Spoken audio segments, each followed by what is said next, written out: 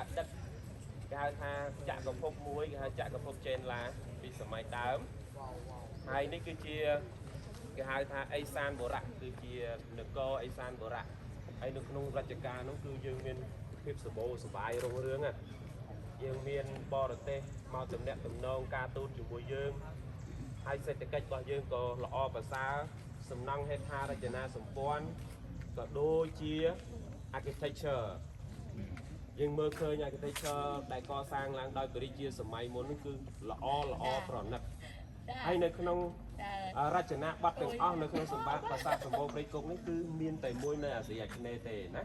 នៅក្នុងសម័យនោះគឺថាអាគារ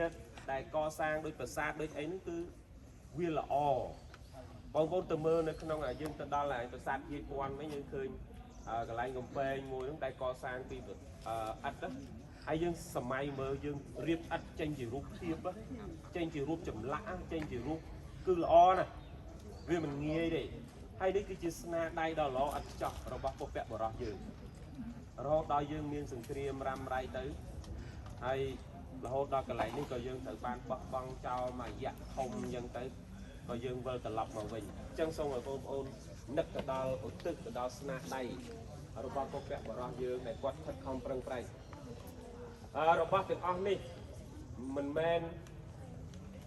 អត់ប្រឹងប្រែងមិនមែនអត់មានការតាំងចិត្តមិនមែនអត់មានការដឹងគុណទៅដល់ពុព្វបុរសចំនួនមុនហើយអាចធ្វើបានទេគ្រប់ស្ថាបត្យកម្មទាំងអស់ដែលព្រះរាជាលោកកសាងគឺអាស្រ័យទៅនឹងការដឹងគុណចំពោះពុព្វបុរសចំនួនមុនលោកធ្វើដើម្បីឲ្យទឹកទៅដល់ពុព្វបុរសចំនួនមុនហើយធ្វើដើម្បីបដិស្ថានសម្រាប់ដល់ក្មេងចំនួនក្រោយបើសិនបើលោកអត់មានស្នាដៃពីសម័យអតីតកាលមកទេម្លោះអ្នកទាំងអស់គ្នាមិនបានមកឃើញហើយមិនមែនតែប្រជាជនខ្មែរមិនមែនតែនិស្សិតមិនមែនតែសិស្សខ្មែរទេតែញោចសរសើរ